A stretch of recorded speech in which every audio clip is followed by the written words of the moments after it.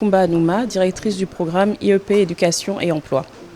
Alors, le programme IEP Éducation et Emploi a été lancé en 2021 avec le soutien de la Fondation Mastercard pour permettre de favoriser une adéquation entre l'emploi et la formation des jeunes qui arrivent sur le marché du travail en Afrique de l'Ouest.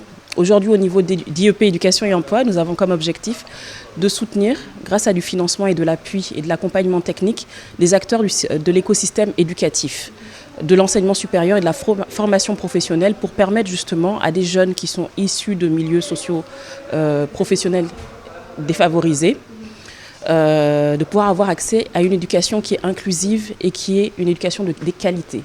Donc aujourd'hui, grâce à ce programme, nous permettons à ces jeunes d'être préparés aux défis de l'insertion professionnelle.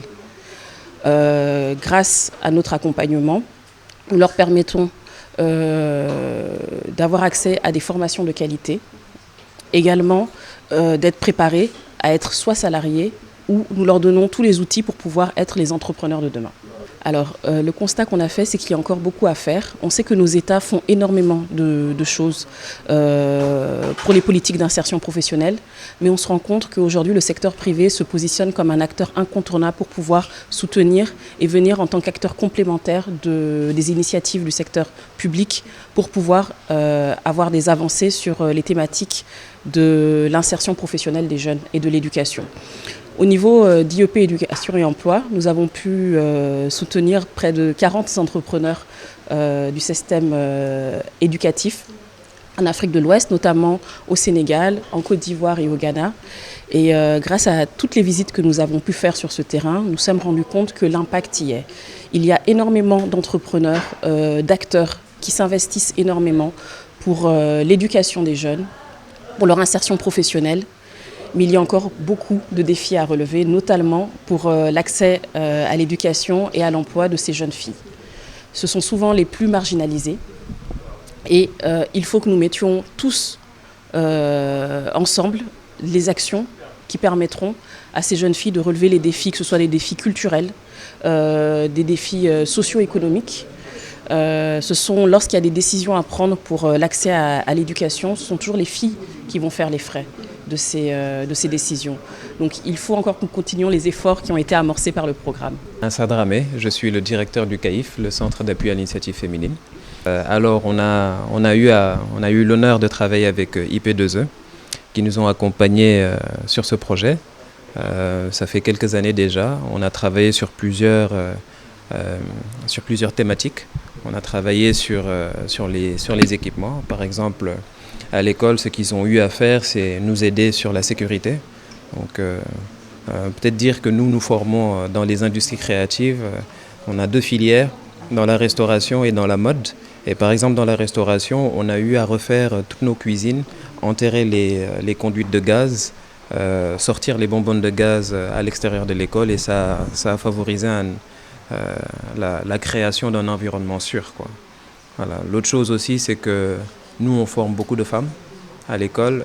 Toutes les politiques de sauvegarde qu'on a eu à mettre en œuvre, ces politiques de sauvegarde-là, elles ont permis aussi de consolider cet environnement sûr pour les femmes qui étaient à l'école. On a travaillé aussi sur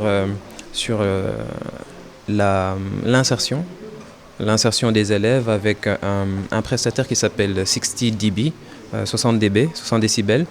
Et on a repris toutes nos données des anciens élèves qui étaient là qui avaient quitté l'école depuis très longtemps, les remettre, en tout cas les appeler de nouveau, voir où ils en étaient dans leur parcours professionnel, essayer de voir quel était notre taux d'insertion, leur niveau de rémunération, etc. On a mis en place aussi une infirmerie à travers ce programme, une salle numérique à travers ce programme. En somme, c'était un programme qui tombait à son heure. Faut dire aussi que ça tombait à un moment où le contexte était très favorable parce que nous étions en train de lancer un diplôme international et ça nous a vraiment permis de nous mettre à niveau par rapport à la délivrance de ce diplôme-là. Le programme IP2E boo xamante ne Mastercard Foundation moom moo ko dooleel benn programme boo xamante ne daf ñu dimbali lu bëri xam nga école dafa di benn secteur boo xamante ne dafa xaw a jafe souvent investisseurs yi sax dañ koy daw parce que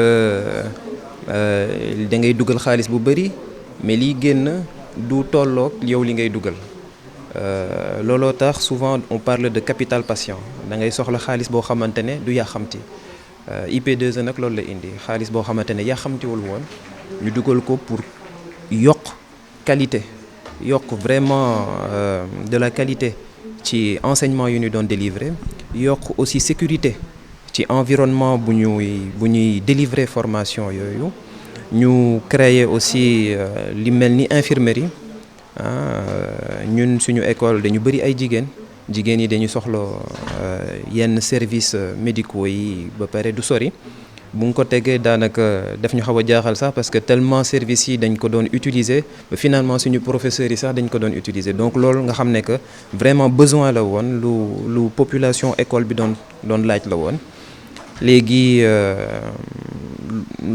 peut-être wax ne que ñun bu ñuy dugg ci partenariat bi en tout cas liggéey bi ak IP2E ak Mastercard dañu nekkoon di créer benn diplôme international léegi formation en tout cas seen accompagnement bi loolu la ñu dimbali daf ñu dimbali bu baax ci lancer diplôme international boobu mu nga xamante ne day permettre vraiment formation professionnelle au Sénégal mu mën na am benn dimension boo xamante ne da ngay mën a créer ay en tout cas mettre sur le marché des élèves yoo xamante ne dañuy mën a am ay carrière internationale